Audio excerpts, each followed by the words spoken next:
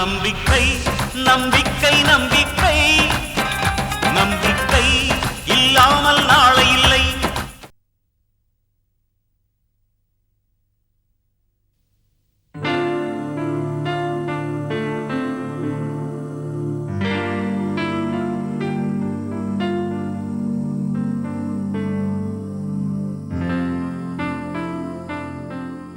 என்னங்க பால்.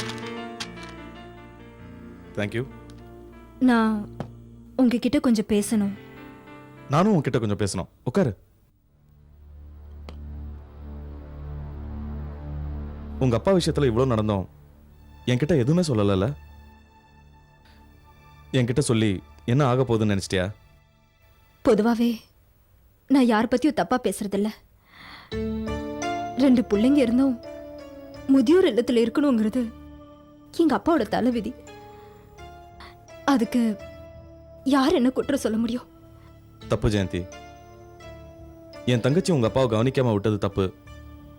அதே மாதிரி என்கிட்ட நீ சொல்லாம மறைச்சது கூட தப்பு தான். உங்க அப்பா சாபம் விடணும்னு இல்லை, அவர் நொந்தாலே நாம வாழ முடியாது. ஜெயந்தி, உங்க அப்பாவை நீ பல இடத்துல தேடி இருக்க, ஆனா என்கிட்ட ஒரு வார்த்தை சொல்லல. நான் உனக்கு உதவி பண்ண மாட்டேன்னு நினைச்சிட்டியா? உங்ககிட்ட எல்லா விஷயத்தையும் சொல்ற அளவுக்கு உங்களுக்கும் எனக்கும் நடுவுல எந்த விதமான நெருக்கமும் இருக்கிறதா நான் நினைக்கல. கணவன் மனைவியா ஒரே வீட்டுல வாழ்ந்தாலும் உங்க மனசுல எந்த அளவுக்கு எனக்கு இடம் இருக்குன்னு என்னால புரிஞ்சுக்க முடியலங்க. இது பாரு ஜெயந்தி, அக்னி சாட்சியா உன் கழுத்துல தாலி கட்டி உன்னை மனைவியை ஏத்துக்கிட்டேன். இந்த ஜென்மத்துல நீதான் எனக்கு பொண்டாட்டி, அதுல எந்த மாற்றமும் இல்லை. ஒரு கணவனா இருந்து உனக்கு செய்ய வேண்டிய கடமைகளை இருந்து நான் என்னைக்கும் தவற மாட்டேன். உனக்கு என்கிட்ட எல்லா உரிமையும் இருக்கு. எதையும் என்கிட்ட மனசு விட்டு பேசலாம். சொல்லு. எங்க அப்பாவை இப்படி விட்டுறக்கூடாதுங்க. அவர் யாருக்கும் எந்த பாவமும் செஞ்சதில்ல. அவருக்கு ஏன் இப்படி ஒரு சோதனை? அவர் முதியோர் இல்லத்துல பார்த்த அடுத்த நிமிஷமே என் உயிர் போயிருக்கணும். எங்க அம்மா சாகும் போது எங்க அப்பாக்கு சின்ன வயசு. அவர் நினைச்சிருந்தா இன்னொரு கல்யாணம் பண்ணிக்கிட்டு சந்தோஷமா வாழ்ந்திருக்கலாம். ஆனா அவர் அப்படி பண்ணல. புதுசா வரவ எங்க பிள்ளைங்கள கவனிக்காம விட்டுருவாளுங்கிற பயத்துல சொந்தக்காரங்க எவ்வளவு சொல்லியும் அவர் கேட்காம கடைசி வரைக்கும் எங்களுக்காகவே வாழ்ந்துட்டாரு. அப்படிப்பட்டவரை இன்னைக்கு நான் அனாதையாக்கிட்டேன். ஜெயந்தி, ஜெயந்தி ப்ளீஸ் அழாத. ஜெயந்தி, நாளைக்கு விடிஞ்சதும் முதல் வேலையா உங்க அப்பாவை இங்க கூட்டிட்டு வந்துருவோம். அவர் இங்கே இருக்கட்டும், நம்ம கூடவே. ஓகே? வேண்டாங்க, அது சரியா வராது. எங்க அண்ணன் இங்க இருந்தா நான் கவலைப்பட வேண்டியதே இல்ல. அவர் இல்லாத நிலையில அடுத்ததா எங்க அப்பா வச்சு காப்பாத்துற பொறுப்புல நான் இருக்கேன். அதனால தனியா ஒரு வீடு எடுத்து அவரை கூட்டிட்டு போய் நானே பாத்துக்கலான்னு இருக்கேன். அவசரத்துல எந்த முடிவும் எடுக்க வேண்டாம் ஜெயந்தி. அப்புறம் நிதானமா யோசிப்போம். மனசு குழப்பமா இருக்கும்போது எந்த முடிவும் அவ்வளவு சரியா வராது. நிம்மதியா போய் தூங்கு. நாளை பொழுது நல்ல பொழுதா விடியும். Good night Jayanthi. Good night.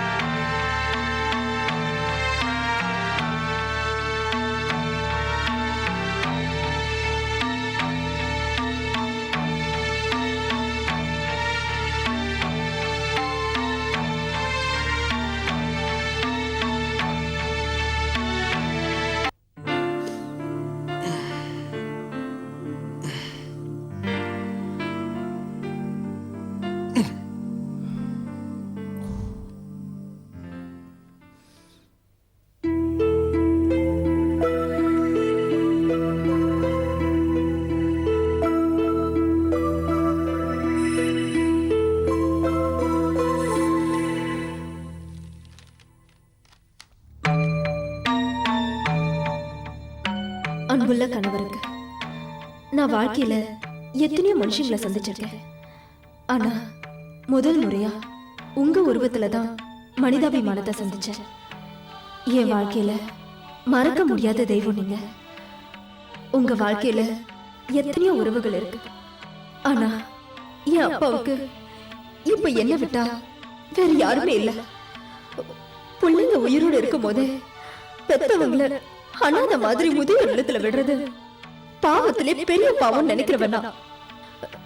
எங்க அப்பா கஷ்டப்பட்டு உழைச்சு எங்களுக்கு சாப்பாடு போட்டிருக்காரு. அப்படிப்பட்டவரோட வயிறை எரிய விட்டுட்டு நான் மட்டும் எப்படி ஏசி காத்துல வாழ முடியும்? என்னால முடியாது. என் அப்பா இன்னும் எத்தனை காலம் உயிரோடு இருப்பாருன்னு எனக்கு தெரியாது. ஆனா அவர் இருக்கிற வரைக்கும் அவரை சந்தோஷமா வச்சுக்கிறது என்னோட கடமைன்னு நான் நினைக்கிறேன். அதனால நான் இந்த வீட்டை விட்டு போறேன். இந்த வீட்டை விட்டு மட்டும்தான், உங்க மனசை விட்டு இல்ல.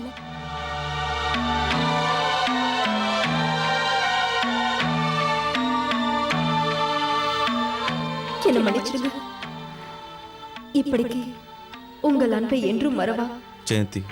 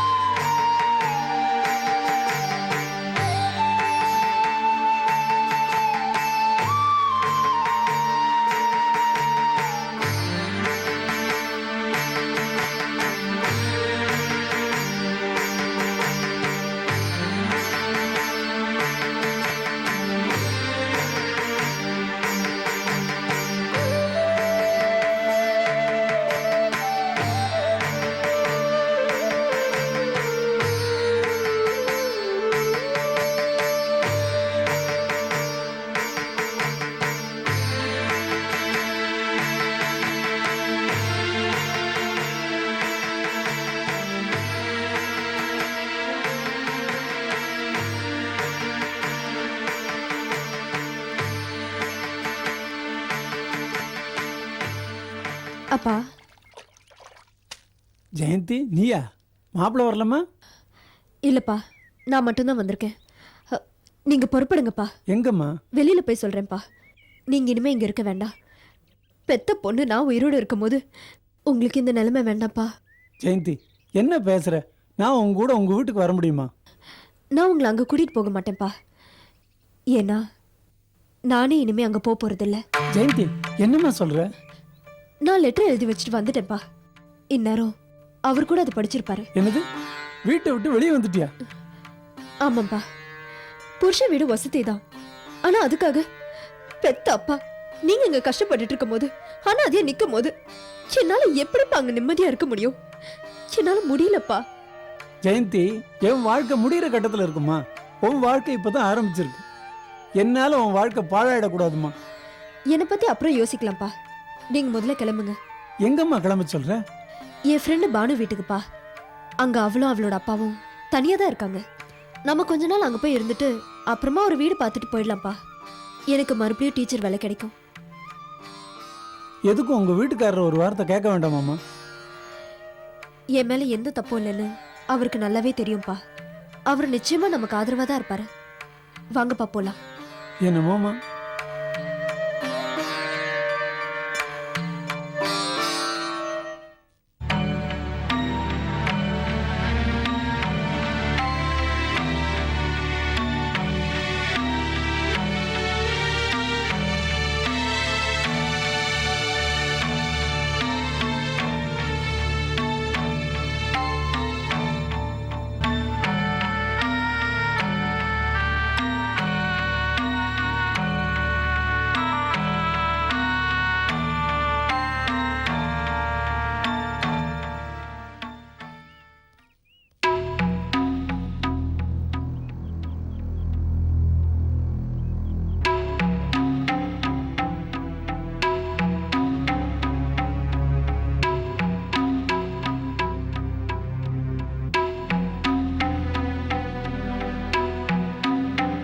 நீங்க தான் என்ன மூணாவது மனுஷனா நினைச்சிட்டீங்கன்னா உங்க பொண்ணும் அப்படியே நினைச்சிட்டா.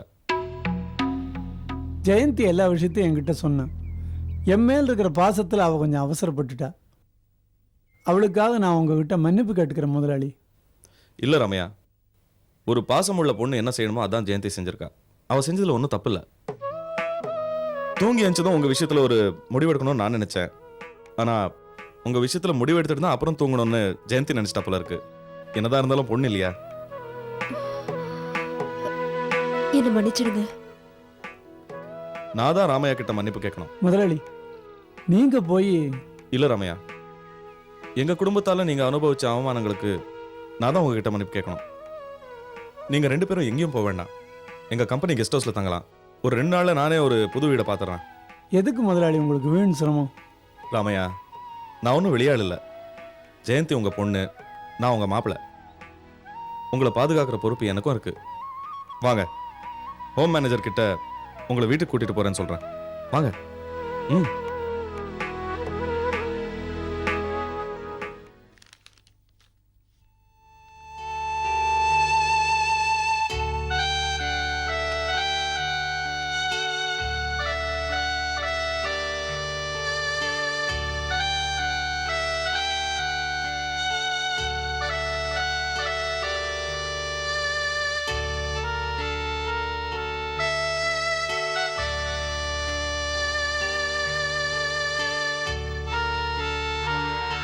நீ வேலை செஞ்ச காசு புறப்படு.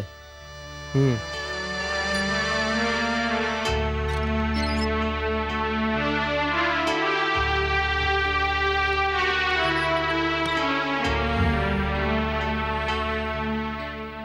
போயிட்டு வரேன்.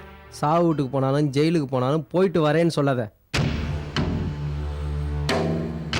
நான் எப்படியும் திரும்பி வரதான் போறேன். உன்னையெல்லாம் திருத்தவே முடியாது. போ போ.